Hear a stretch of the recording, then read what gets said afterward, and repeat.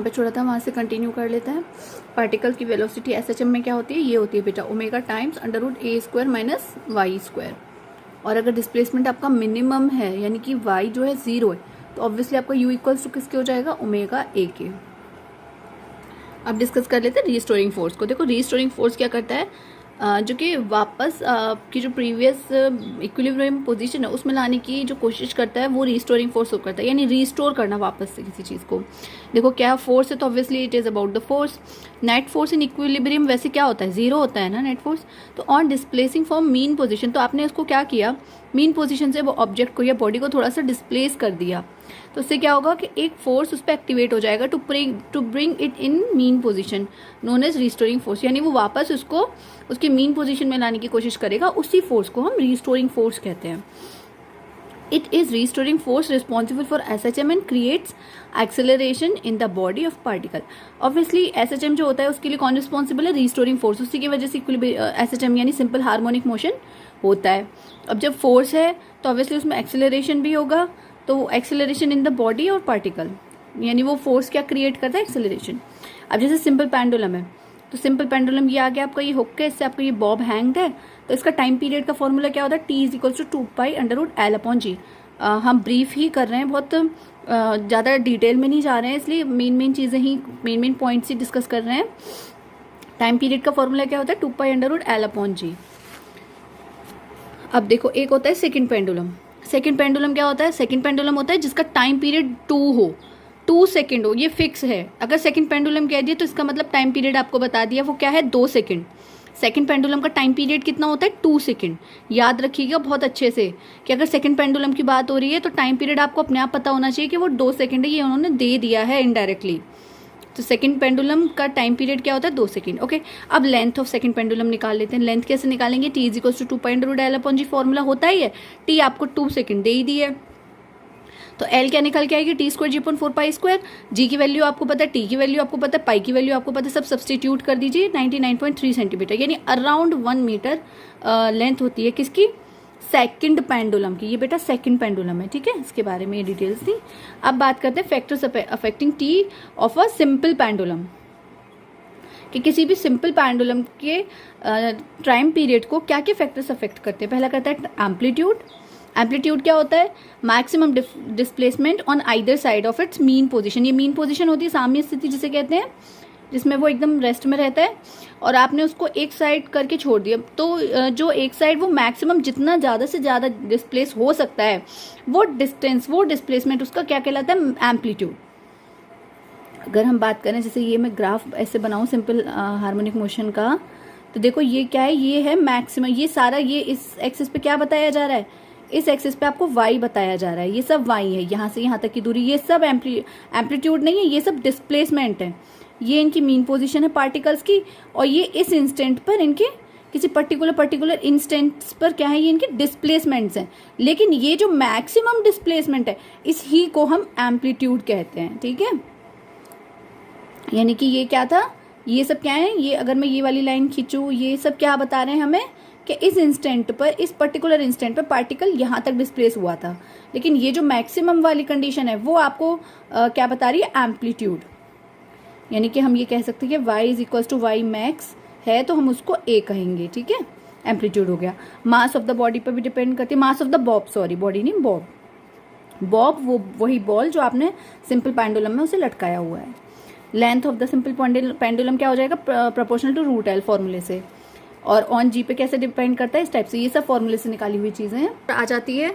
इस चीज को ध्यान रखिएगा कि अगर ये क्वेश्चन में आ जाता है कि अगर हम अर्थ में होल कर दें, ऐसी एक सुरंग बना दें और उसमें बॉडी को डालें, तो क्या हमारे को वो बॉडी दूसरी जगह अर्थ पे मिलेगी। जैसे आपको ही मैं कहूँ कि यहाँ पे कोई और कंट्री है और यहाँ पे कोई और कंट्री है, आप इस कंट्री में, आप इंडिया में हो, मैं आपसे कहूँ कि इंडिया में मैं गड्ढा करती जाऊँ, सुरंग बना लूँ और दूसरी कंट्री में खुले वो सुरंग, तो क्या आप इसमें गिर के यहाँ पहुँच जाओगे? ऑब्वियसली नहीं पहुँचोगी, क्योंकि जब ऐसी कंडीशन होगी तो पार्टिकल यहाँ आके एसएचएम शुरू कर देगा, सिंपल हार्मोनिक मोशन करने लगेगा, ठीक है। ये जस्ट क्वेश्चन में ना आ जाए इसलिए आपको ये बताया गया है कि यहाँ के पार्टिकल मीन सेंटर पे आके क्या करने लगेगा, सिंपल हार्मोनिक मोशन करने लगेगा, इसलिए यहाँ आप नहीं आओगे, यहाँ बीच में लटक जाओगे और एसएचएम करने लगोगे, ठीक है।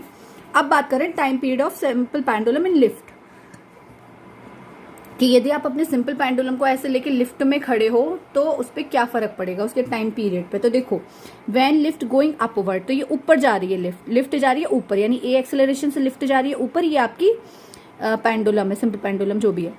तो बेटा ये इसका टेंशन फोर्स है, इस पे ऐसे लगेगा, mg नीचे है, तो इनका रिजल्टेंट ही तो ये m के बराबर होगा, तो t minus M G is equal to m है, तो t बराबर mg प्लस a हो जाएगा। तो टाइम पीरियड क्या हो जाएगा, g प्लस समथिंग हो रहा है, यानी डिनोमिनेटर बढ़ रहा है, डिनोमिनेटर बढ़ रहा है तो आपका फ्रैक्शन की वैल्यू क्या करेगी, रिड्यूस होगी, तो इसीलिए टाइम पीरियड क्या हो जाएगा, रिड्यूस हो जाएगा। इसी तरीके से पेंडुलम की जो वॉच है उसकी स्पीड बढ़ जाएगी। फिर जब टाइम पीरियड रिड्यूस हो गया, यानी पहले एक चक्कर लग रहा था 5 सेकंड में, अब लग रहा है 3 सेकंड में, तो आपकी तो जो पेंडुलम की जो वॉच है उसकी स्पीड क्या हो जाएगी, बढ़ जाएगी। अगर अब क्या हो रहा है सेकंड केस में mg माइनस टी, अब नेक्स्ट केस है कि लिफ्ट नीचे जा रही है, तब क्या होगा, तो mg माइनस टी, वही इक्वेशन कि अब नीचे आ रही है तो ये बड़ा हो गया, ये विनिंग हो गई, तो mg minus T equals to ma हो जाएगा, ऐसे रख दिया हमने, तो आपका ये t निकल के आया mg माइनस a। अब यानी कि g में से कुछ घट रहा है, यानी कि डिनोमिनेटर घट रहा है, कम हो रहा है, तो जब डिनोमिनेटर घटता है तो आपकी जो फ्रैक्शन की वैल्यू है वो बढ़ती है, तो जब फ्रैक्शन की वैल्यू बढ़ेगी यानी कि t बढ़ रहा है, t तो ये फ्रैक्शन आपका जो वैल्यू है, तो जब t बढ़ेगी तो वॉच क्या होगी, सुस्त हो जाएगी, यानी टाइम पीरियड बढ़ रहा है। पहले एक चक्कर 5 सेकंड में लग रहा था, अब 8 सेकंड में लग रहा है, तो ऑब्वियसली आपकी घड़ी क्या हो गई, स्लो हो गई। अब अगर ये कह रहे हैं कि लिफ्ट a 0 हो जाए, एक्सेलरेशन 0 हो जाए, यानी lift moving with uniform velocity, यानी उसको में एक्सेलरेशन नहीं, वो यूनिफॉर्म वेलोसिटी से चल रही है, तब g में तो कोई चेंज आएगा ही नहीं, तो टाइम पीरियड क्या रहेगा, अनचेंज्ड रहेगा, है ना, क्योंकि mg इक्वल्स टू t हो जाएगा ना उस केस में। अब अगर क्या हो, लिफ्ट की वायर ही टूट जाए, लिफ्ट की एकदम वायर टूट गई, तो g इक्वल्स टू 0 हो गया ना, उस पर g का लग रहा है वो तो 0 हो गया, तो आपका टाइम पीरियड इनफाइनाइट हो जाएगा उस केस में जब लिफ्ट का वायर टूट जाएगा। अब ये था लिफ्ट के बारे में, और जब आपका सिंपल पेंडुलम लेकर आप लिफ्ट में हो तो उसके लिए था, उसके रिगार्डिंग थी ये कंडीशन बेटा। सॉरी, अब बात कर लेते हैं स्प्रिंग की। स्प्रिंग से बंधी कोई बॉडी है, स्प्रिंग से कोई बाउंड है बॉडी,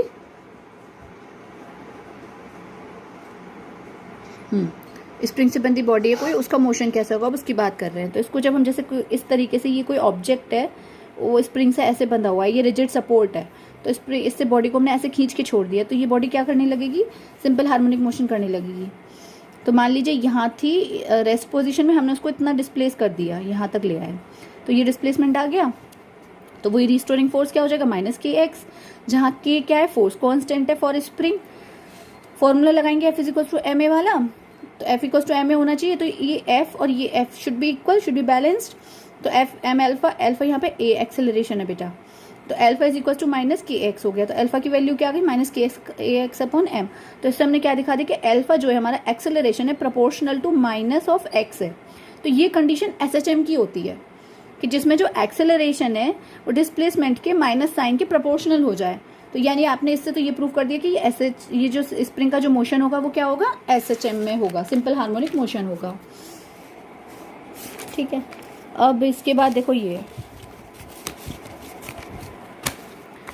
अब हमने इसको इक्वेट किया किससे, minus K X upon M को माइनस ओमेगा स्क्वायर एक्स, यानी माइनस ओमेगा स्क्वायर एक्स आपका वो एसएचएम वाला इक्वेशन थी, तो उससे आपने ओमेगा एंगुलर वेलोसिटी की वैल्यू निकाली, तो under root K upon M आई, यानी omega is equal to 2 pi upon T.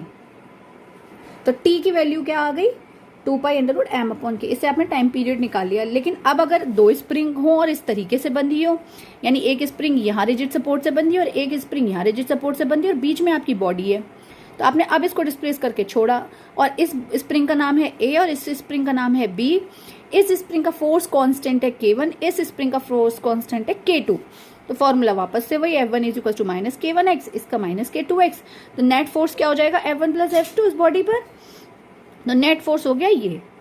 ठीक है, अब हमने ये मान लिया कि इन दो को हटा के एक इस पे काम कर रही है, तो उसकी वैल्यू क्या होगी, F is equal to minus KX।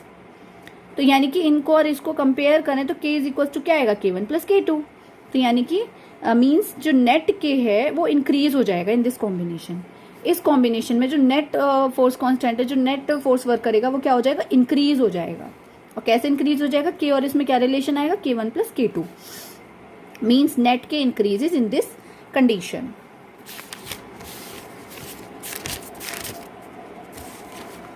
अब एक कॉम्बिनेशन देखो ये है, अगर कॉम्बिनेशन इस टाइप का हो यानी ए स्प्रिंग और बी स्प्रिंग इस तरीके से बंधी हुई है, ऑब्वियसली इसका फोर्स कांस्टेंट है K1, इसका है K2, और ये जो है X1 X2 ये डिस्प्लेसमेंट है कि इसमें X2 डिस्प्लेसमेंट हुआ इसको खींचने पर, इसमें X1। भाई जब दोनों के फोर्स कांस्टेंट अलग अलग हैं तो जरूरी नहीं दोनों में एक सा ही वो हो डिस्प्लेसमेंट, तो आपका टोटल X कितना हो जाएगा X1 प्लस X2, तो F1 is equal to minus K1X, तो X1 की वैल्यू कितनी हो गई माइनस, ये K1 X1 है, X1 की वैल्यू आ गई माइनस F1 अपॉन K1, और F2 की माइनस K2 X2, तो X2 की वैल्यू आ गई माइनस F2 अपॉन K2।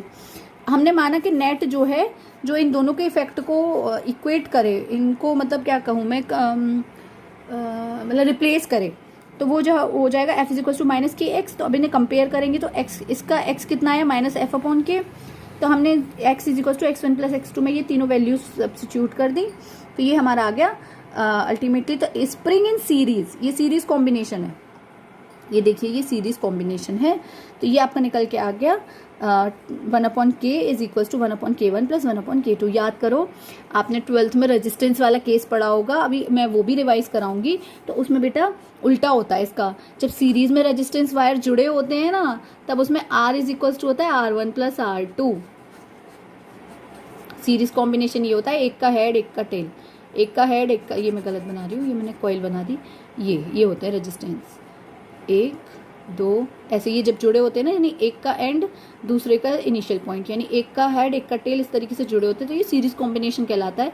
तो इसमें यदि R1 R2 ये है, तो अगर इनको रिप्लेस कराना हो किसी एक वायर से तो उसका रेजिस्टेंस होना चाहिए R1 प्लस R2, तो सीरीज कॉम्बिनेशन का रेजिस्टेंस ये होता है। यहाँ पर उल्टा है, जब स्प्रिंग सीरीज में जुड़ी हुई है तो इनका फोर्स कॉन्स्टेंट वो वाला है जो इसमें उसका आता है पैरेलल का, तो याद रखिएगा इन दोनों में रिलेशन ऐसे करके होता है, तो ध्यान रखिएगा कि जब स्प्रिंग्स आपकी सीरीज कॉम्बिनेशन में है तो उनका जो फोर्स कांस्टेंट नेट आएगा वो ये आएगा, तो जब फोर्स कांस्टेंट ये आएगा तो आपका टाइम पीरियड क्या हो जाएगा उसमें लगा देंगे फॉर्मूले में, T equals to 2π√m upon K में ये सब्स्टिट्यूट कर दिया, अपॉन K ऑलरेडी है तो ये बात आ गई, ये आ गया फॉर्मूला। तो जब ये आएगा तो इसमें जब आप सॉल्व करोगे तो क्या है मतलब हुआ इसका कि T इंक्रीज, T बढ़ रहा है, तो जब T बढ़ रहा है इस कंडीशन में क्या हो रहा है आपका टाइम पीरियड बढ़ जाएगा। नेक्स्ट देखिए, अब बॉडी हैंग्ड विद स्प्रिंग, अभी तक क्या था कि हॉरिजॉन्टल पे बॉडी रखी हुई थी, आप बस खींच खांच के छोड़ रहे थे, अब है कि बॉडी हैंग्ड है, स्प्रिंग जो है आपकी इस तरीके से लटकी हुई है ऑब्जेक्ट, तो उसमें mg नीचे को वर्क कर रहा है। फॉर्मूला होता है T is equals to 2π√m upon K, और एक फॉर्मूला होता है 2π√L अपॉन G, ये हो जाएगा इससे। तो देखो दोनों को इक्वेट किया minus KY equals to m alpha, जैसे पहले किया था, तो एल्फा इज इक्वल्स टू ये तुमने ये प्रूफ कर दिया कि ये जो मोशन है वो SHM वाला मोशन है, ठीक है। अब अगर क्या है ये दो बॉडी इस तरीके से हैंग्ड है, दो स्प्रिंग, सॉरी बॉडी तो एक ही है, स्प्रिंग दो है, F1 F2 इन पर फोर्स है और इनका फोर्स कांस्टेंट इसका है K1 इसका है K2, तो ये इन पर बेटा खींचेंगे तो डिस्प्लेसमेंट तो दोनों पे ही एक ही होगा ना, अलग अलग स्प्रिंग है तो अलग अलग थोड़ी ना होगा। क्या हुआ? हाँ हाँ जी, दोनों कहाँ थे यहाँ पर, तो ये क्या होगा अब डिस्प्लेसमेंट तो जब ये यहाँ पर थे हम, डिस्प्लेसमेंट तो y ही होगा, जब बॉडी को हम खींच रहे हैं तो डिस्प्लेसमेंट तो एक ही बराबर होगा दोनों ही स्प्रिंग्स की वजह से, तो वो y ही रहेगा, इसमें y1 y2 नहीं करेंगे। तो F1 is equals to minus K1y, upward direction में लगेगा, F2 is equals to minus K2y, upward direction में ही लगेगा दोनों पे, mg नीचे वर्क कर रहा है, F इज इक्वल्स टू क्या हो जाएगा F1 प्लस F2, अगर हम नेट F निकालें तो वो ये आएगा K1 प्लस K2y। तो अगर हम ये करें F is equals to minus KY होना चाहिए नेट, अगर इन दो को हटा के हम एक लगाएं तो वो उसका क्या फॉर्मूला आता है F is equals to minus KY, compare करने पे कंपेयर किया तो K की वैल्यू आ गई K1 प्लस K2। वैसे अगर आप देखो तो ये पैरेलल कॉम्बिनेशन है एक तरीके से। पैरेलल कॉम्बिनेशन क्या होता है वायर्स के केस में कि दोनों का ही इनिशियल पॉइंट एक जगह लग रहा हो, एक पॉइंट पर हो, और दोनों का ही फाइनल पॉइंट एक पॉइंट पर हो, तो ये पैरेलल कॉम्बिनेशन कहलाता है। मान लो ये R1 R2 है, तो इस केस में जो इनका रिजल्टेंट होता है ना रेजिस्टेंस, जैसे मैं ये चाहूँ इन दो को हटा कर मैं एक लगाना चाह रही हूँ तो उसका रेजिस्टेंस कितना हो, तो वो ये हो जाता है 1/R1 प्लस 1/R2। तो ये एक तरीके से पैरेलल कॉम्बिनेशन ही तो है, दोनों का इनिशियल पॉइंट एक जगह लग रहा है, दोनों का फाइनल एक जगह लग रहा है, तो ये पैरेलल कॉम्बिनेशन मान लो। लेकिन इसका जो रिजल्ट आएगा वो उल्टा आएगा, इसके में ये वाला सेंस आ रहा था इनवर्स वाला, लेकिन इसके केस में क्या आएगा सीरीज वाला। देखो K is equals to K1 plus K2 निकल के आता है, तो T is equals to 2π√m upon K1 plus K2। ये हो जाएगा। ठीक है, तो ये आपका ये वाला कॉम्बिनेशन कंप्लीट हो गया। अब एक और कॉम्बिनेशन देख लेते हैं हम। अगर इस तरीके से है कि उस स्प्रिंग को हमने यहाँ से उठा के यहाँ टांग दिया, बस सब रिजिड सपोर्ट के थ्रू ऐसे लटका दिया, दैट्स इट। तो ये K1 इसका स्प्रिंग कांस्टेंट K2, ये A स्प्रिंग, ये B स्प्रिंग, तो दोनों पे फोर्स तो ऊपर की तरफ लगेंगे, ऊपर की तरफ ही जाएगी स्प्रिंग। तो वही F1 माइनस K1y, F2 बराबर minus K2y, F is equal to minus K1 plus K2y, तो F बराबर माइनस KY। तो K कितना निकल के आया, K1 प्लस K2, सिर्फ T के फॉर्मूले में रखा तो ये आ गया K1 प्लस K2। कॉम्बिनेशन 3 देखिए, कॉम्बिनेशन 3 ये वाला है कि दोनों ही स्प्रिंग हमने एक साथ जोड़ के फिर इसको ऑब्जेक्ट से लगाया है। ये एक तरीके से सीरीज कॉम्बिनेशन है इसमें लटके हुए में। तो इसका कितना निकल के आएगा, y जो होगा y1 प्लस y2, यानी इसकी वजह से जितना इस स्प्रिंग में डिस्प्लेसमेंट हुआ होगा, मान लो y1 हुआ और इसमें y2 हुआ, तो नेट डिस्प्लेसमेंट कितना हुआ, y1 प्लस y2। जरूरी थोड़ी ना दोनों स्प्रिंग एक से खींचे, भाई इसका अपना स्प्रिंग कांस्टेंट है, ये हार्ड है, ये सॉफ्ट है, इसका स्प्रिंग कांस्टेंट अलग है, ये ज़्यादा इसके खुल जाएंगे, इसके टर्न्स कम खुलेंगे, तो डिस्प्लेसमेंट अलग अलग ही तो होंगे दोनों में। तो दोनों का जो नेट आया वो कितना है, y is equal to y1 plus y2। F1 की वैल्यू क्या हो गई, माइनस K1 y1, और F2 की वैल्यू क्या हो गई, माइनस K2 y2। तो अब हमने इसे इस फॉर्मूले में रखा, यानी हमने यहाँ से y1 और y2 की वैल्यू निकाल लो, सब्स्टिट्यूट कर आके। अब हम वो डेरिवेशन आपको नहीं दिखा रहे, आप सीधे सीधे देखो कि ये निकल के आएगा इस सेंस में। सीरीज है तो पैरेलल वाला फॉर्मूला लगा देना, पैरेलल है तो सीरीज वाला लगा देना, सीधी सी बात है। 1/k is equal to 1/k1 plus 1/k2। और इसको अगर आप वैसे सॉल्व करो तो k की वैल्यू ये निकल के आएगी। ठीक है, तो जब हम इसे t में लगाएंगे तो t का फॉर्मूला होता है 2π√m/k।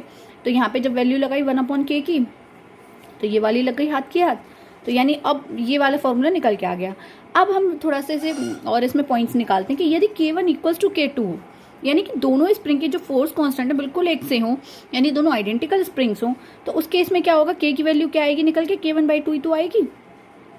यहाँ पर अगर मैं लगाऊं दोनों बराबर है तो K²/2 के, तो K से K कट जाएगा, K/2 ही तो आएगी, तो ये आएगी।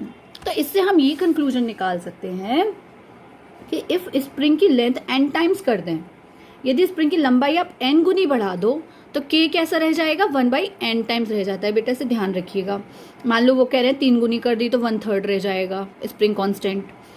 ठीक है, तो जब स्प्रिंग कांस्टेंट इतना 1/n रह जाएगा तो टाइम पीरियड कैसा हो जाएगा, √n टाइम्स वो बढ़ जाएगा फिर, क्योंकि 1/n आ रहा है ना, तो ये n ऊपर आ जाएगा रूट में, तो टाइम पीरियड √n टाइम्स बढ़ जाएगा। इसे ध्यान से देखिएगा कि यदि स्प्रिंग की लेंथ को आप n टाइम बढ़ा रहे हो, n टाइम मतलब कितनी भी, 2 गुनी, 4 गुनी, 6 गुनी, 8 गुनी, मान लो 5 गुनी कर दी, तो जो फोर्स कांस्टेंट उस स्प्रिंग का है जिसकी आपने लेंथ 5 गुनी बढ़ा दी है, 1/n टाइम्स रह जाएगा उसका फोर्स कांस्टेंट। और जब फोर्स कांस्टेंट 1/5 टाइम रह जाएगा तो उसका जो टाइम पीरियड है वो √5 टाइम बढ़ जाएगा, इन पहली वाली कंडीशन से जब आपने लेंथ नहीं बढ़ाई थी उससे। अब ये तो था कि आपने जब बढ़ाए मतलब स्प्रिंग बड़ी कर दी, अब आपने स्प्रिंग को काट कर छोटा कर दिया, उस स्प्रिंग की छोटे छोटे टुकड़े कर दिए, मान लो n टुकड़े कर दिए, तो हर स्प्रिंग का जो आपने छोटे छोटे टुकड़े बनाए हैं, तो हर स्प्रिंग का जो फोर्स कांस्टेंट है बेटा वो n टाइम्स बढ़ जाएगा। इसमें तो n टाइम रह जा रहा था, घट रहा था, इसमें बढ़ जाएगा n गुनी, यानी कि छोटी स्प्रिंग का फोर्स कांस्टेंट बढ़ जाएगा, n गुना हो जाएगा, तो यानी कि टाइम पीरियड क्या हो जाएगा, 1/√n टाइम्स रह जाएगा। ठीक है, तो ये इसको जनरलाइज करके की हुई बात हो गई। अब बहुत अच्छे से समझ लीजिए चीज़ों को, वीडियो पॉज करके समझ लो, और कहो तो मैं इन पेजेस की फ़ोटो भेज दूंगी अगर कहोगी आप तो।